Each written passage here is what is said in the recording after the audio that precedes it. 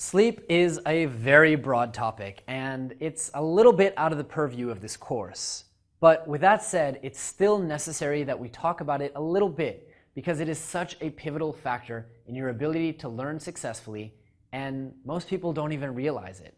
Whereas in the past, a lot of researchers didn't quite understand why we sleep.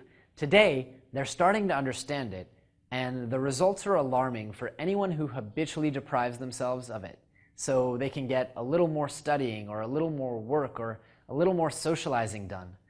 You see, during sleep, researchers believe that we solidify the things that have been offered up to our long-term memory. This is why people who are subjected to long-term sleep deprivation literally experience memory blackouts. They're unable to remember what has happened to them or to store any new memories. More importantly, a recent study from the University of Rochester determined that sleep was an essential function in clearing out toxic metabolic waste from the brain. Now, as SuperLearners, we're focusing much more intently, we're creating many more memories, and we're using many more parts of the brain than your average learner.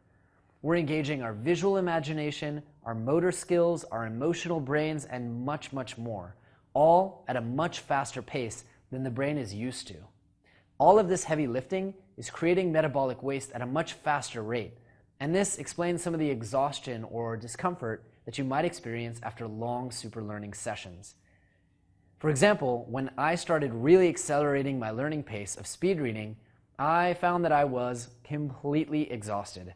I could read for about an hour to an hour and a half, and then I needed a 10 to 15 minute nap to clear out this feeling of pressure coming from behind my eyes and at the top of my cranium.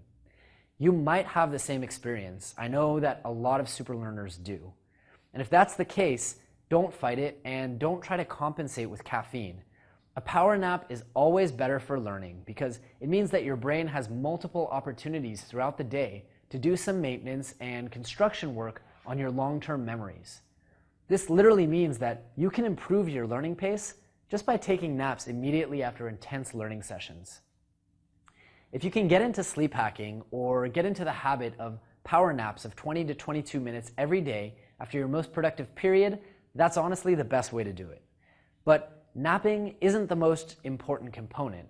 Remember that the bulk of your brain's work will happen during your core sleep at night.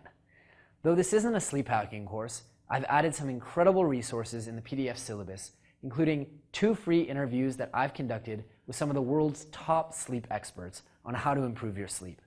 To give you a quick summary, you should sleep and wake up at the same time.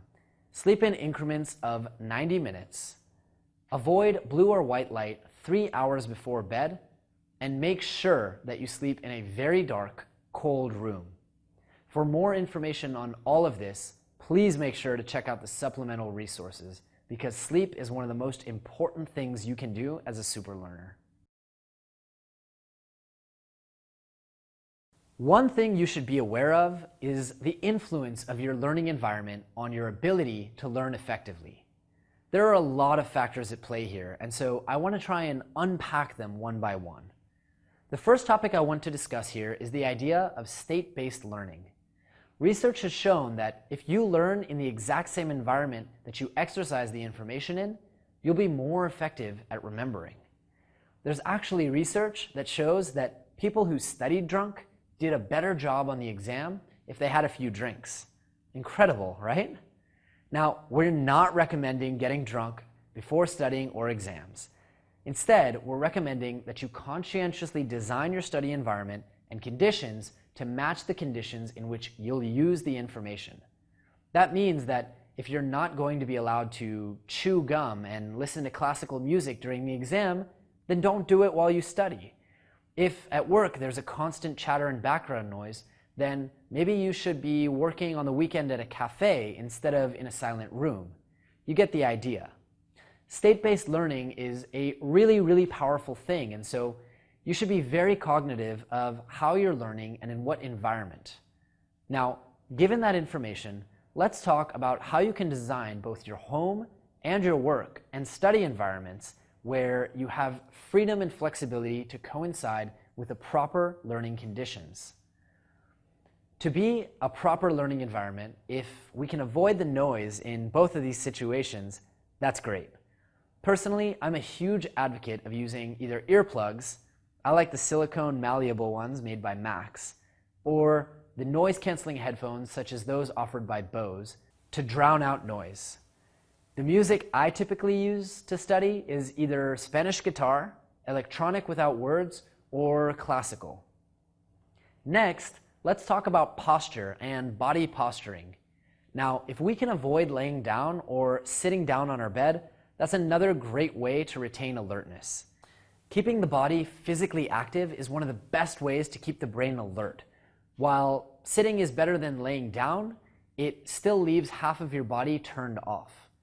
Truthfully, sitting is actually quite bad for your joints and muscles too, and so you should try to avoid doing it whenever possible. Now, personally, I spend a lot of time working in a standing desk, and I'll be happy to link you guys to an article on how to build your own standing desk.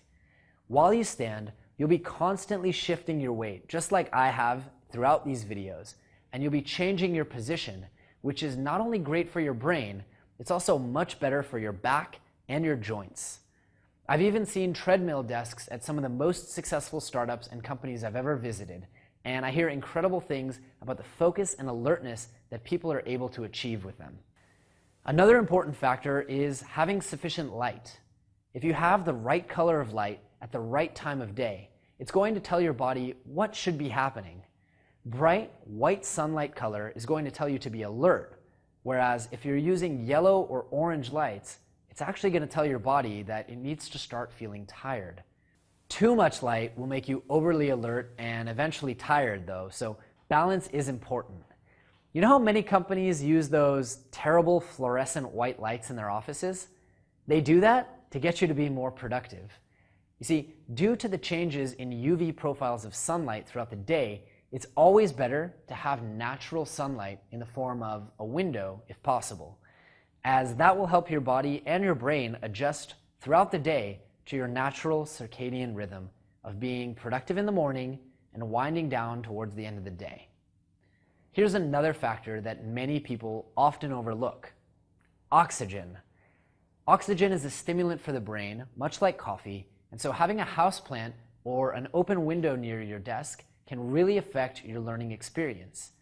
Take long, deep breaths if you can, especially when you review your markers.